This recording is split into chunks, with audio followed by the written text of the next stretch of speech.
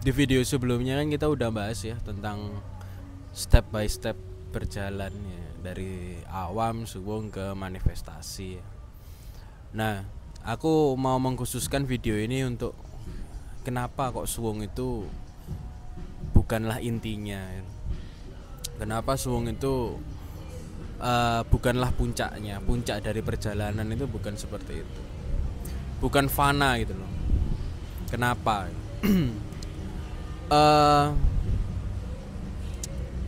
Perlu diketahui kalau kita itu hidupnya itu di mana. Kita itu hidupnya kan di alam dunia ini ya. Otomatis ada kenyataan yang sudah kita pegang, yaitu kenyataan hidup dengan orang-orang. Kenyataan sosial, fungsional sosial, adab, moral, budaya, religion salah satunya. Nah, permasalahannya adalah suwung ini itu bukan menjadi jawaban atas moralitas dan sosial. Tapi suwung ini hanya bersifat individu, hanya bersifat subjektif saja. Yang itu tentu sangat baik untuk menumbuhkan kesadaran yang ada di dalam diri masing-masing. Nah, otomatis kalau diri masing-masing, ya kalau kita memegang suwung terus gitu ya nggak usah bersosial, nggak usah hidup di dunia, hidup di sendirian aja di hutan atau apa gitu ya. Karena di lapangan itu banyak pejalan suwung, banyak pejalan fana ini itu yang mengatakan bahwa dirinya sudah sampai, dirinya telah menemukan mutiaranya atau puncaknya itu ya. Sehingga dia bernarasi ke banyak orang bahwa suwung adalah puncak atau tujuan yang kita cari dalam menuntut keilmuan ya seperti ini itu. Bagiku sih nggak masalah kalau memang tujuanmu suwung mah nggak masalah ya. Cuman kalau menurutku ya, menurut pengalaman dan pengetahuanku sendiri dan pengetahuan beberapa orang yang memang aku percaya di dalam keilmuan ini, bahwa ternyata suwung itu hanyalah checkpoint gitu loh. Suwung itu bukanlah jalan utamanya. Jalan itu hanyalah apa ya? Kayak halte bis gitu loh. Belum sampai tujuannya tapi masih berhenti di haltenya untuk istirahat. Suwung itu adalah bentuk pengistirahatan. Maaf ya. Habis makan. Bentuk ketenangan, checkpoint ketenangan. Yang di situ tentunya namanya checkpoint. Jadi ya harusnya bangkit lagi terus bergerak kepada manifestasi yang ada di video sebelumnya. Oke, aku ibaratin gini lah. Aku ibaratin kita main analogi ya. Contohnya kita bersepeda. Ya bersepeda terus tiba-tiba jatuh gitu ya. Kita sakit banget, lukanya terbuka. Kita jalan pun perih gitu, ya enggak.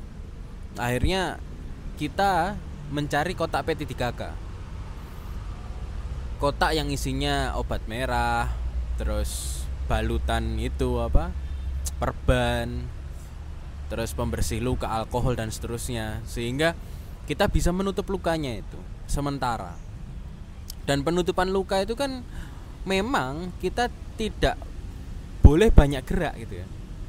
Tidak boleh banyak gerak. Makanya kalau di suwung itu gerakan apapun itu diterima. Gerakan apapun itu diterima.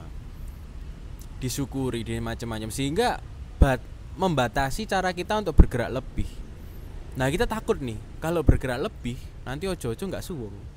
Kalau nggak bergerak lebih gimana dong? Nah ini ada kebingungan di situ ya. Sehingga luka ini harus sembuh dulu gitu loh. Luka ini harus terurai dulu. Luka yang ada di kaki ini atau yang di tangan beler karena tabrakan atau jatuh dari motor itu harus sembuh dulu ya, dengan meminimalisir gerakan. Karena kalau bergerak terus lukanya terbuka. Nah ini yang dinamakan suwung gitu. Nah tapi ketika luka itu sudah sembuh, luka itu sudah hanya sebatas bekasnya, kan kamu ya bisa bersepeda lagi gitu. Kamu bisa bergerak lagi. Bukan kamu stay di sebelah kotak yang bernama suwung atau kotak P3K tadi, pertolongan pertama. Nah, banyak pejalan yang sudah merasakan suwung tapi malas untuk melangkah lagi. Karena apa? Karena nyaman. Ketika ada penderitaan datang, aku sudah punya P3K-nya. Penderitaan datanglah ke aku sudah punya kuncinya. Yang itu kamu cuman di tempat itu aja, tidak bergerak kemana-mana, sehingga manifestasimu atau gerakanmu itu sangat-sangat terbatasi. Bahkan ketika kamu bergerak, kamu seakan tidak diterima banyak orang karena menganggapmu aneh dalam tanda kutip. Orang gila mah ini, aneh mah. Nah, pejalan suwung itu sangat suka diomong sebagai orang gila, sebagai orang yang ekstase, orang yang gimana. Itu adalah makanan ego mereka, dan memang ya nggak apa-apa juga itu. Cuman dengan makanan itu mereka justru malah tidak mampu bergerak lebih. Inilah kenapa negara-negara yang memang ketimuran, yang memahami kesuwungan yang benar-benar total, akhirnya mereka cenderung rata-rata ya, bukan semuanya ya, karena ada beberapa orang yang aku lihat sendiri dia bermanifestasi setelah suwung. Ada beberapa orang yang kenalan dekatku yang memang seperti itu. Jadi omonganku ini bukan semuanya, tapi sebagian besar ya, sebagian besar. Kenapa aku diomongkan menjadikan tema? Karena ini sebagian besar, nggak semuanya ya. Namanya sebagian besar itu nggak utuh ya, sebagian besar. Nah, sebagian besar itu akan ketika mengalami suwung itu tadi, dia akan malas bergerak, malas berinteraksi sama orang, terus cenderung egosentrik, cenderung narsistik, cenderung orang itu harus tahu aku, bukan aku yang harus tahu orang, gitu ya. Terus dunia ini semuanya itu tidak ada, yang ada hanyalah kesuwungan. Semua benda ini tidak ada isinya, yang ada hanyalah kesuwungan. Sehingga hal-hal semacam itu membentuk pikiran yang nihilistik, pikiran yang memang ya wis nggak ada semuanya, semua itu nggak ada. Nah, memang semuanya ini nggak ada itu sangat enak untuk orang-orang yang terluka, karena untuk menyembuhkan lukanya tuh, dia terluka loh, menderita, ya otomatis pikirannya harus dinarasikan bahwa semua luka itu nggak ada sebenarnya, karena esensinya adalah suwung, gitu kan. Makanya diterima aja lukanya, wong esensinya suwung, esensinya adalah background layar, diterima aja. Cuman ada semacam kebingungan ketika kamu terus melakukan itu, karena kamu menolak kenyataan yang ada ini. Kamu menolak kenyataan yang ini. Mungkin bahasamu tidak menolak, bahasamu adalah menerima dengan suwung. Tapi menerima itu ketika kamu kamu kan bahasanya menerima.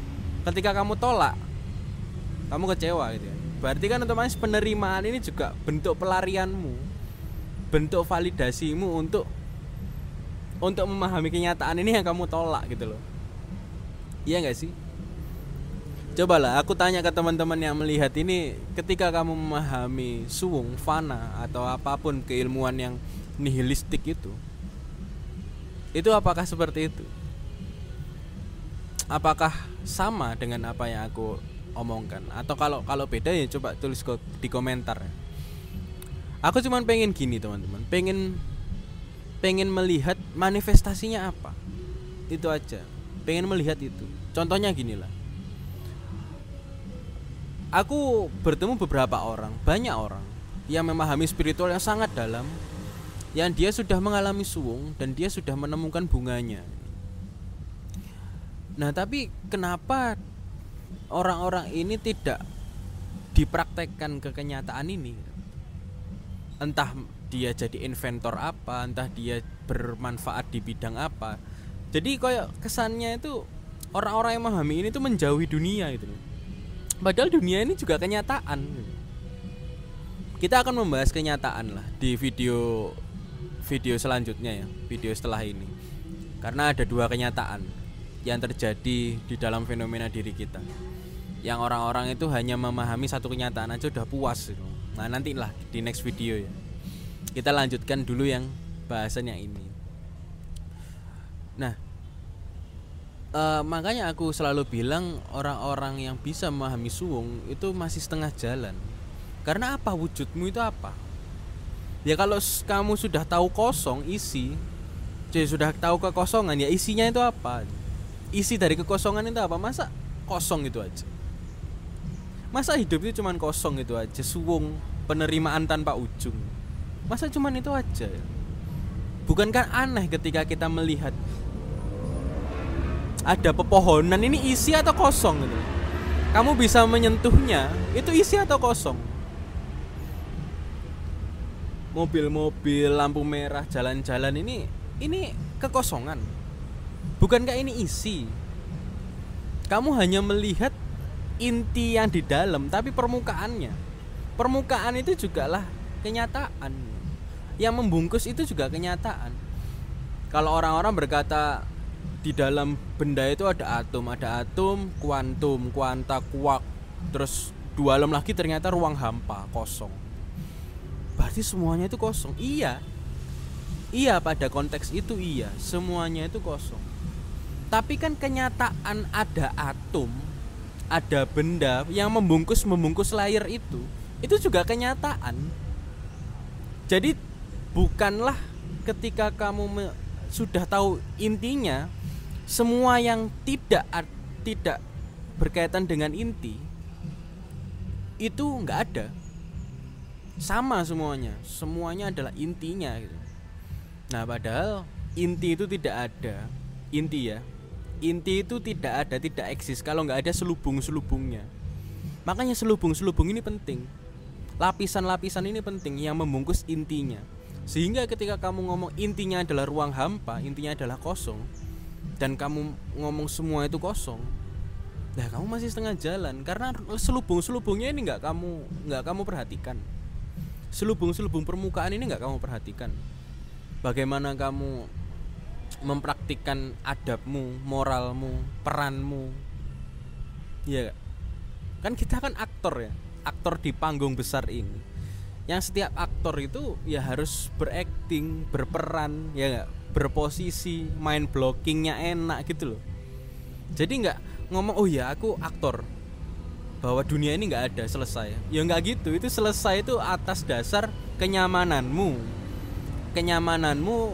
yang itu timbul ketika kamu memvalidasi penolakanmu yang ada di kenyataan ini. Ini nyata loh teman-teman.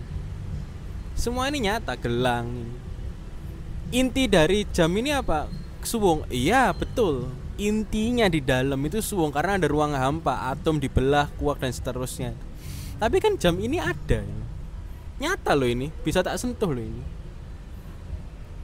Iya enggak?